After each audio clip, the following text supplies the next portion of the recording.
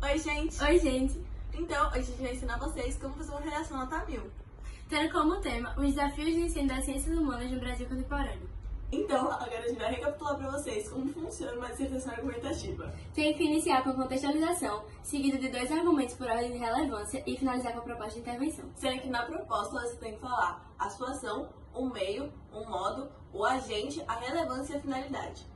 Agora a gente vai iniciar com as contextualizações possíveis da temática abordada. Uma delas é a Grécia Antiga, com o surgimento da filosofia. Vocês podem falar tanto da saída da cosmogonia para a cosmologia, tanto dos 3 importantíssimos filósofos socráticos que lá viveram: Sócrates, óbvio, Platão e Aristóteles.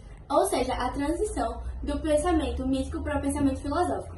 Agora, a segunda contextualização possível é sobre o período ditatorial brasileiro, que aconteceu em 1964 e perdurou até 1985.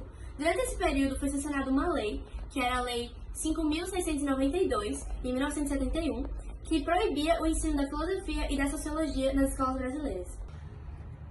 Lembrando que a contextualização é para você relacionar o seu tema, a sua proposta de redação, com alguma outra área. Aqui no caso, a gente usou 2 contextualizações históricas.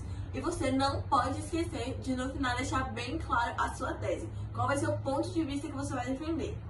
Nas nossas contextualizações, ficam evidentes que as ciências humanas vieram sendo negligenciadas ao longo da história e sofrem com danos até os dias atuais. Mas você pode escolher qualquer outro ponto de vista para defender. Você já pode começar o segundo e o terceiro parágrafo, apresentando argumentos com modos de autoridade relevantes e que estejam de acordo com o tema.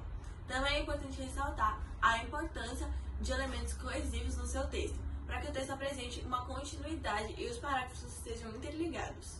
Alguns exemplos de elementos coesivos são, primordialmente, em segunda análise, posteriormente, entre outros. Agora, a gente vai iniciar com algumas sugestões de argumentos para a temática. O primeiro possível é Auguste Comte, que em sua tese acreditava que a sociologia é a ciência mais importante de todas, passando na frente das ciências da natureza e das ciências exatas. O segundo argumento que pode ser utilizado é Platão e a alegoria da caverna. Afinal, ele diz que os indivíduos devem sair da caixa e pensar de maneira crítica. Isso é incentivado pelas ciências humanas. Afinal, são ciências pensantes que fazem com que as pessoas tenham uma visão subjetiva do mundo e da sociedade. Ainda outro estudioso que vocês podem utilizar é o sociólogo Charles Wright Mills, que acreditava no pensar sociológico, ou seja, o estudo da sociologia para que a sociedade, para que a população utilize desse conhecimento para entender a influência da política em seu cotidiano. E por fim, mais um argumento seria a citação de um economista renomado chamado Arthur Lewis. Ele dizia que a educação nunca foi uma despesa, e sim um investimento com retorno garantido. Ou seja, a partir do momento que se investe em educação, você terá ganhos futuros na sociedade. Assim, mostrando que não existe problema em você investir nas ciências humanas, porque isso trará um retorno certo.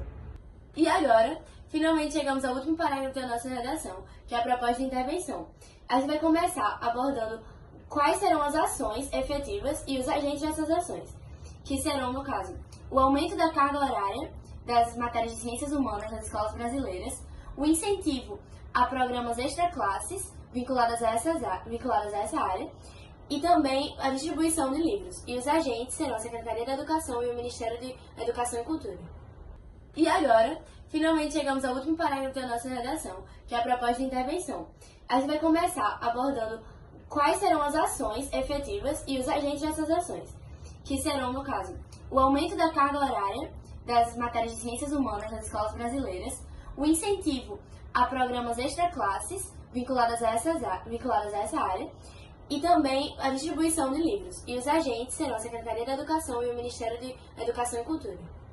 Isso tudo por meio da criação de leis, que é de extrema importância tendo em vista o abismo que tem aqui no Brasil entre o ensino das ciências humanas e o ensino das ciências exatas. E as ciências da natureza também. E isso seria essencial para acabar e corrigir com esse déficit. Obrigada pela atenção. Tchau.